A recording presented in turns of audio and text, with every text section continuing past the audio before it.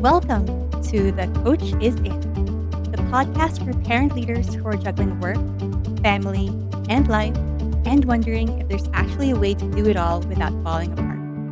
I'm Irene, a leadership coach on a mission to bridge generational gaps and bring fresh perspectives to the challenges parent leaders face.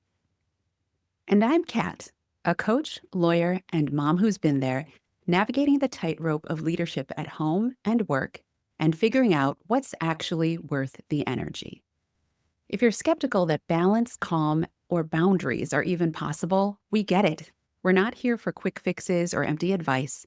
We're here to have honest conversations, share practical tools, and maybe even help you see things differently. Because the coach is in, and this space is for you.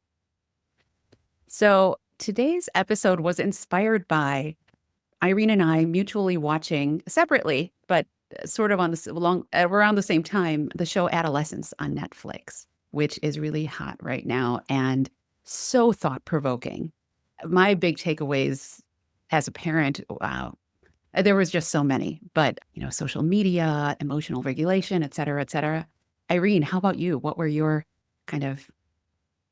what's a big aha moment you had from watching this show? There are so many, and I can't wait to just cover them all in this episode with you, Kat. I think a good place to start would be how we felt about the whole show, like anger in particular. I felt so uncomfortable. I don't know about you, Kat. It just reminded me of what it was like to be on the receiving end of anger. And I can imagine so many other people felt that way too. Other reactions I can imagine are people who are reminded of how they're supposed to suppress or how they're expected to suppress anger for fear or shame of what other people might think of them. Mm. And if you do get angry, you might trigger someone else's anger without intending to. Mm. Yes, the idea of how we're supposed to, being in quotes, manage our feelings and anger definitely came up. I think it was really evident in the way that, like, the father Jamie's father admitted to having been beaten up as a kid by his father. So he didn't want to do that to his son. But then it became clear that he had no healthy outlets for expressing his own anger. So sure, he chose not to physically abuse Jamie, but when he was being taunted by some kids in a particular scene, he lets loose on his van in the parking lot. So it was very telling, the ideas around what we feel we're permitted to show and how anger, when left to fester inside of you, can really manifest in unhealthy ways. There's two things that this makes me think of, right? I'm sure that the father did not want anger to consume him, but it was evident that it was just uncontrollable for him. Mm. So there's two things going on here. His internal narrative, which is that he's really angry, he doesn't know how to express himself otherwise. And the other perspective to take, which is what will people think of him now that he's expressing this anger? So you could see the internal struggle that he had when he was angry, and then he immediately tones that down and becomes a loving father, which I can only imagine is very confusing for Jamie, even though Jamie wasn't physically abused or hit himself. Yeah, that's very confusing. Yeah, yeah. It reminds me of this thought that I don't know who expressed it, but reading about it at some point, but how oftentimes, especially men of a certain generation, they were the two emotions they felt they were allowed to feel, and they may not even realize this, but on some level, it was the only thing that was modeled to them, and therefore that's the only thing they felt they had a right or knew how to express. But it's like happiness and anger. And so all the sadness that Jamie's father was feeling, all the concern for his son, the anxiety, the sense of disappointment and self-doubt, none of that could be expressed in any other way except anger if those were the only two choices he had. It just underscores how anger is often not the real thing, like that it can often disguise what's really at play here. You bring up a really good point in that the participants in this dynamic usually don't know what's going on, right? Because I've spoken to people who actually have been physically hit by their parents. And when I talk to other people about it, like people from my hometown, the responses that I get are usually, what's the big deal? Everyone's like that. As if to say that this is normal, right? And I feel for these people, but they're also adults, so they've made their choices. I just know that for me as an outsider looking at it, I know that I honor myself enough to find this unacceptable. But people who are within this dynamic are unaware. Uh, as evident in the show where Jamie was even defending his father. He's a nice guy. He's never Mm-hmm. hit me. And Mm-hmm. even the daughter doesn't seem to call anything out or seem to know that there's anything wrong. Same with the mother. Yeah, that's a really good point. Like there's so much about the environments you've grown up in and what's been normalized that informs how you interpret and what healthy can look like for you, what or satisfactory looks like for you. And how, to your point about Jamie defending his dad and thinking that he's a nice guy, and I'm not saying he wasn't, but there clearly is a different kind of sense of what that meant to Jamie and versus what I might interpret a healthy relationship with my father to look like. Right. I what I loved about the show is it didn't characterize anyone as a villain. It's just weaving a story of why things are the way that they are, and it actually spans generations, right? Even though there was no explicit physical abuse, we pick up on the energies of people around us. And one scene in particular was when Jamie talked about how his father looked away as if he was ashamed of him, and he internalized that. So Mhm. there doesn't need to be a physical hitting, but the energies around that's something that we deeply internalize. Mm, gosh, that was heartbreaking. And then when I think the father could even remember that same scenario of when he felt so profoundly disappointed and he didn't know how to process his own emotions, but he was aware that later he had the self-awareness to know that the way he showed up wasn't ideal, that he couldn't look at his son and be supportive of him, yet he didn't know what the alternative was. It just really shines a light on, in my mind, kind of the importance of staying informed or kind of doing the work to try and show up as best you can for yourself. And that trickles down to also how you'll show up for your kids. I was going to go back to kind of talking about anger and the things that anger can disguise itself as. But what were you going to talk a little more about this? Oh, I was just gonna say that scene was very powerful because not a lot of parents could even get there. Yeah. And so the acknowledgement alone is a very powerful start, and it didn't devolve into shaming himself further. I'm talking about the father, which is Mm, also very important, right? Because you did a bad thing or you've done a bad thing without even knowing it, but that doesn't mean you have to spiral into shame and negativity. yeah. Yeah. You don't have to dwell on it because that doesn't serve you. So, yeah, that's a good point. There wasn't this kind of self flagellation or a feeling in like unhealthily or endlessly guilty to the point of, I don't know, immobility. He still was able to kind of move forward into certain positive emotions.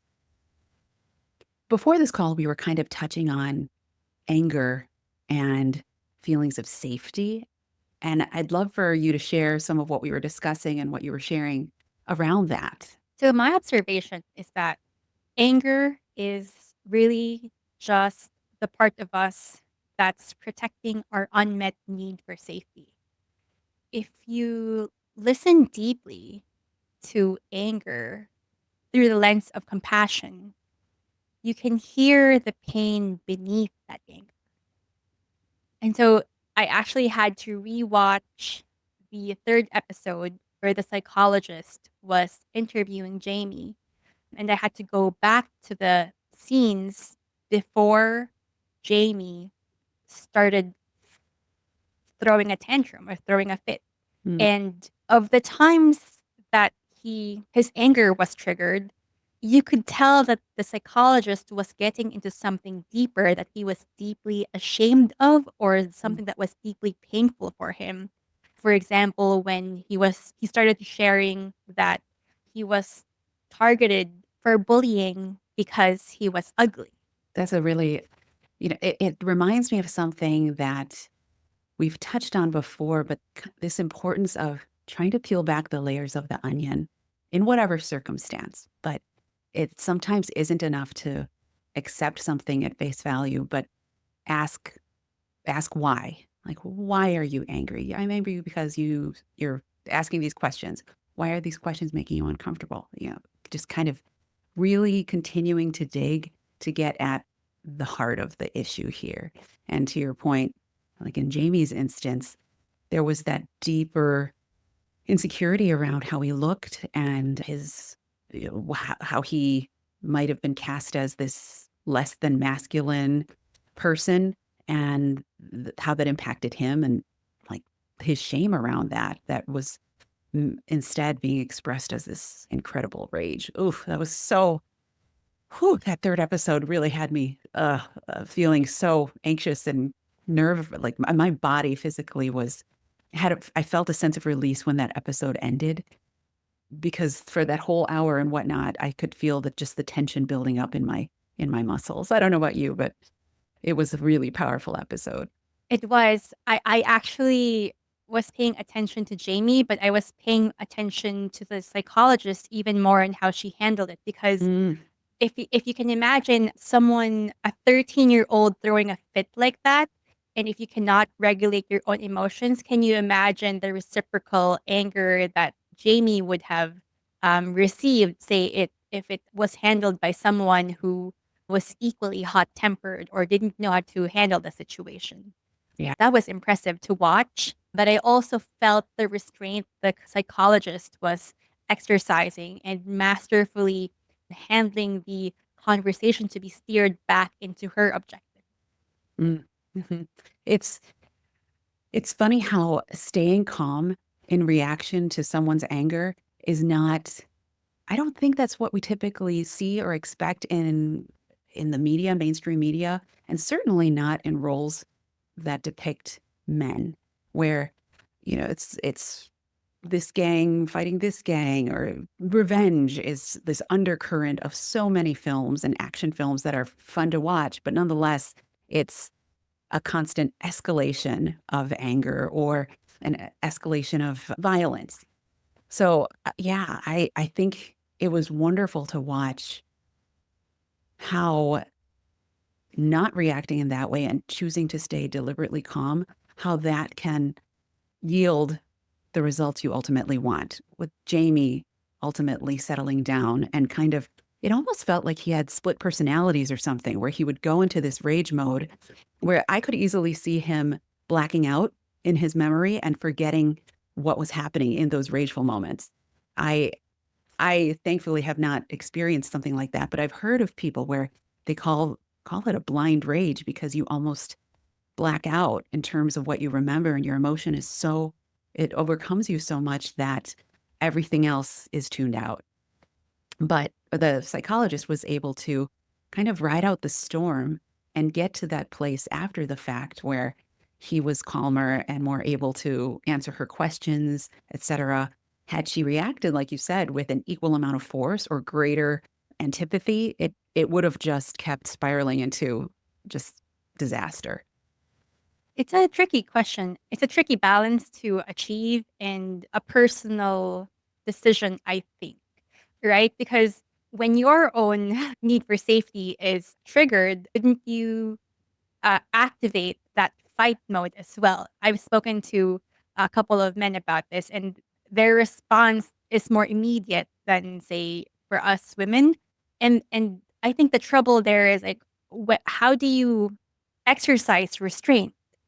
And so maybe like I'll call out the first episode of the season wherein the SWAT team basically broke in, and I think it was a masterful showcase of showing force, but also restrained force because they had to apply force because of the severity of the situation, but also exercised enough restraint so as not to disrespect the family and the accused. Mm, mm. I like your use of the word exercise because I think that ultimately that's one of the things I think I've experienced, but also you sort of witness on a day-to-day basis is the idea that you have to put some of these tools into practice in order to become better at it. So it's not enough to intellectually know that, I need to stay calm. In the moment, you have to practice it. You have to exercise restraint. So it's telling that we don't typically talk about someone being a restrained person. You talk about them exercising restraint within a particular context, and I think that's accurate.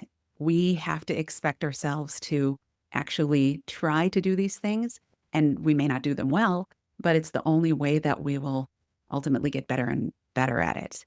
Yeah. I'm curious, I know we're talking a lot about the show, but can you think of a personal instance when, this anger and de-escalation was put into play in your own life, like professional or personal experiences? Yeah, I can think of a couple for my professional life because I am on the in the front office, so I deal with clients a lot. And I have had a couple of clients who just threw tantrums out of nowhere. And sometimes they use it as negotiation tactics to get what they want, to get a better deal, or they just also blow out of nowhere. And in one particular instance, I was on the phone, so it's not like my physical safety was compromised.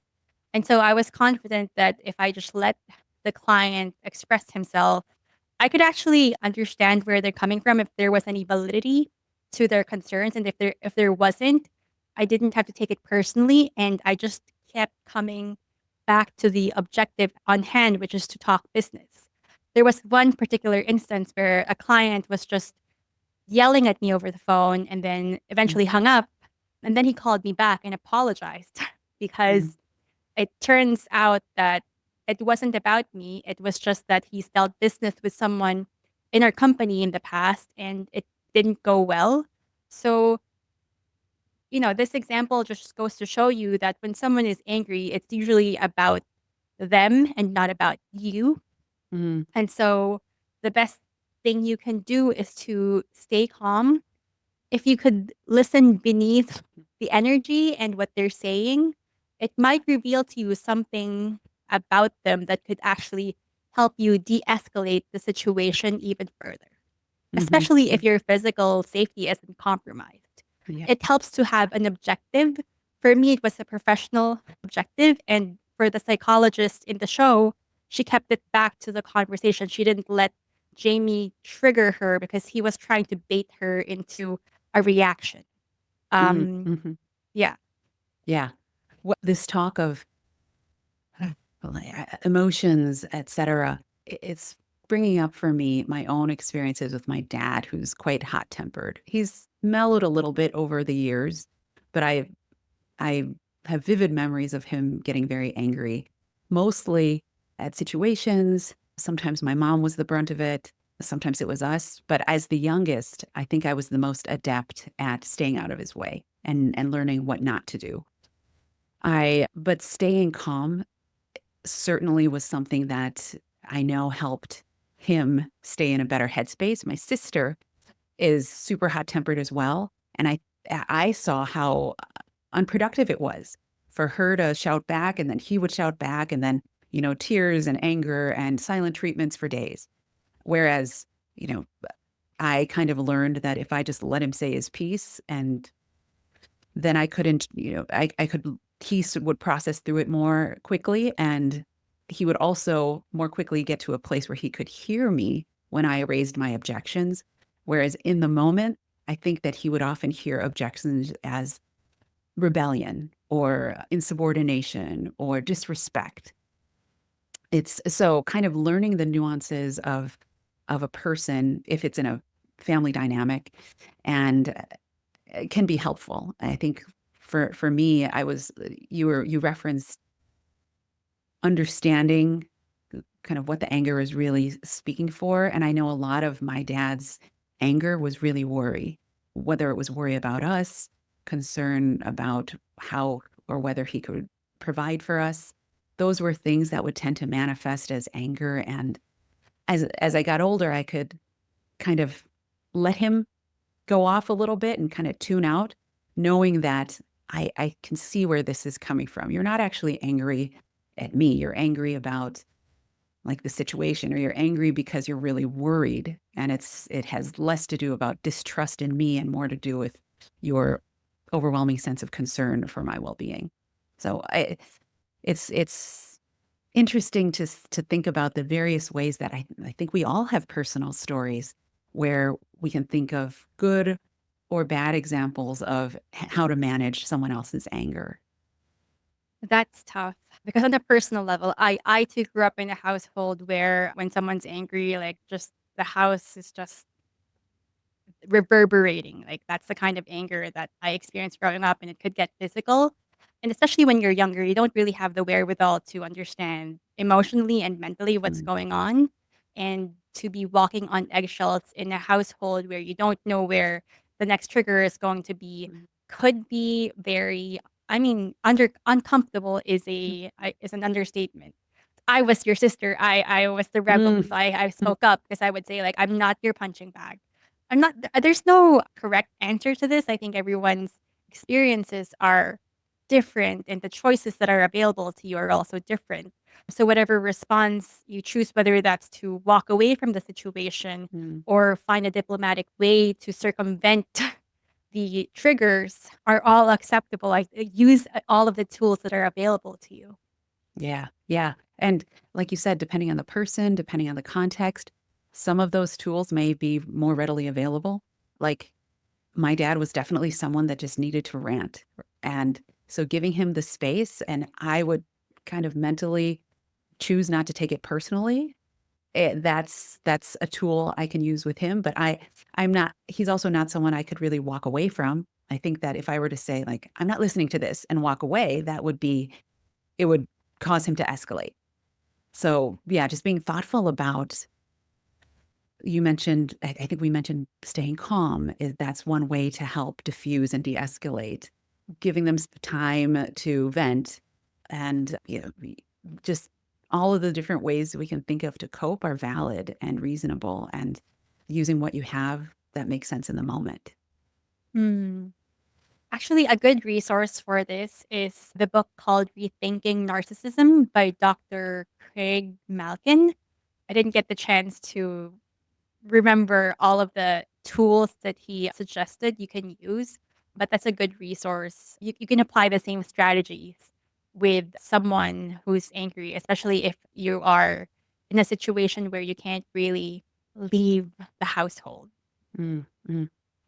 And I think as a corollary to this topic of kind of the ways we can help navigate someone else's anger, I found it helpful to also give myself permission to show up in ways that may or may not have been modeled for you, or maybe you saw it but you have a judgment about it. As an example, I didn't really understand why my mom would stay silent when my dad was venting. And as a younger child, it looked like she wasn't defending herself. Like, why aren't you standing up to him? And then as I got a little older and had a little more wherewithal and a sense of the nuances of relationships, I learned that she would speak up to him, just not in the moment because she knew him well enough to know that it would just cause him to escalate. And unfortunately, they would have these conversations behind or on their own time, behind closed doors, never in front of the kids.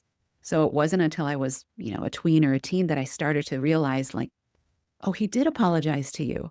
Oh, you did tell him that this wasn't okay. But, as a 5-year-old, all I saw was, her crying silently while she's trying to wash the dishes and he's like yammering away at her. So had I only thought of silence as weak, in the silence in the moment as being weak, I might have shown up differently. But ultimately I understood that depending on the person and depending on the context, It can, it may or may not be. It may just be smart. And then because my mom was accomplishing the ends she wanted in a more effective way, it just, we didn't get to see the full spectrum of that play out. Hmm.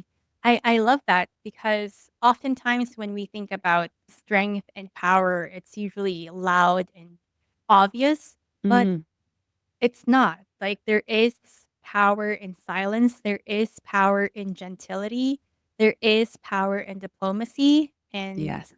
it just doesn't have to be so obvious. Yeah. And I think I love the use of the word diplomacy, because I would say that's my mom to a T. And I like to think that I inherited some of that or learned some of that. Diplomacy and strategy. I think strategy can sound a little conniving, but ultimately, being strategic is more efficient and productive for everyone. At least that's how I like to think about it. It's you're just being smart.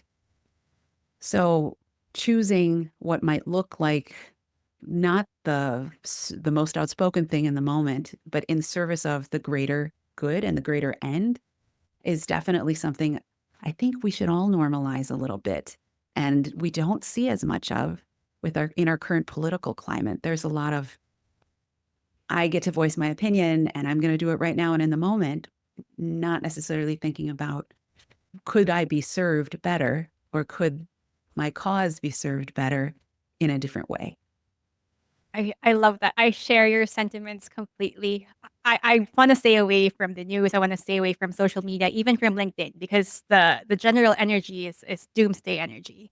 And I feel like that's because there's a lot of voices that are just throwing out their pain out there without any strategy, without any Mhm. plan for a solution. And so what ends up happening is they're just putting targets on their backs, which is the complete opposite of, say, if you were to handle things diplomatically, you don't need to say much. Silence doesn't mean you are agreeing with them, but you're being smart about what you put out there and how you handle the situation. Because if the objective is to find a solution, find an agreement, then fueling someone's anger does not achieve that. Mhm. Mhm. Exactly. Like calling them a name is not necessarily going to get achieve the ends you want. Yeah. There's a poster that I remember seeing in my daughter's one of my daughter's classrooms. It's probably in like 2 out of 5 preschool classrooms. But the idea is think before you speak, and then think is an what do you call it? An initialism or a acrostic where T is for is it true and H is it helpful? I is it inspiring? N is it necessary? And K is it kind? So kind of running through this like is this something that needs to be said? Well, or should be said? Is it true? Is it inspiring? Is it helpful? Is it necessary? Is it kind? And if it should hit most, if not all of those before you say it. Because if it's just an unhealthy opinion about how someone's outfit for the day, just keep it to yourself. Like no need to share. Even if it's true, if it's not kind and it's not necessary, then maybe keep it to yourself. And I think that's one way that hopefully some kids are being taught to navigate this tightrope of when to speak up and when some things are just best kept to yourself or within your close circle of friends. Right. And maybe we feel the pressure because when we think about diplomacy, there's this need to, oh, we should all agree and we should all get together. But that Mm. is not the case. Agreeing to disagree is also diplomacy. Then, if Yes. I don't like you and if we don't come to an agreement together, then we can part our own ways and be okay. We don't Yeah. need to step on each other's toes. Yeah. I think that idea of live and let live is I'm a little bit off to the it's fallen to the wayside a little bit. There it just the general climate feels like there's a lot of I want you to feel why don't you think the way I do? Or why do you want this when I don't think that's right? If it's not hurting you, maybe we can coexist and just have different beliefs and be civil towards each other. Hmm. Yeah, I'm kind of digressing, but it's an important thing to be thinking about diplomacy and not equating that with weakness and being willing to accept that differences of opinion are okay and actually healthy. And learning to I live with that is good.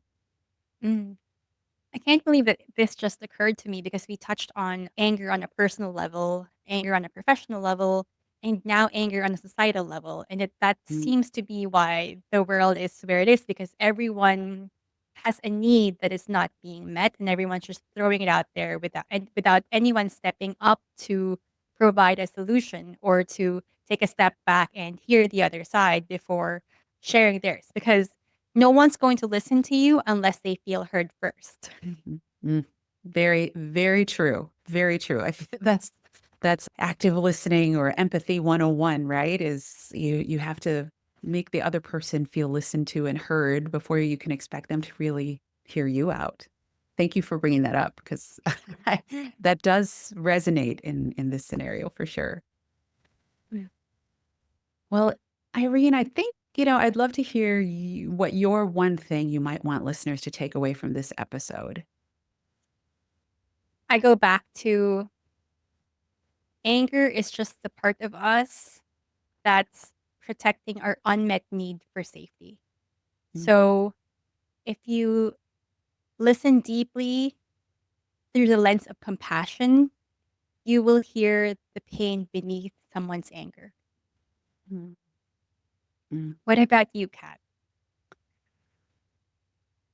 Oh, that's a good one. I think that it's not what I expected, I might say, if you had asked me at the beginning of this recording session. But I think the idea that let go of your interpretations of what the quote unquote right way to react to an angry situation looks like and give yourself permission to trust your gut in the moment and depending on the context and the person. I gave the example of how silence felt meek and weak when I didn't have a broader context. And I now deploy silence when I need to, if I know that it's in service of the greater good, or even my own, sense of what I hope to accomplish. So I think you're getting clear on what the goal is and then suspending judgment on yourself and how you might want to show up. It doesn't always have to look like outspoken and brash and quote unquote badass. And sometimes the badass thing is to navigate a situation with deftness and compassion and thoughtfulness and coming out on the other side sooner with a resolution that feels better for everyone. Thanks for listening to The Coach is In. If something from today's episode made you stop and think or even roll your eyes, don't worry. That's part of the process. If you're curious to hear more, hit follow, leave a review, or share this episode with someone who gets it. Remember, we're not promising perfect answers, but every small shift can make a big difference. Until next time, take care of yourself. The coach is in, and this space is for you.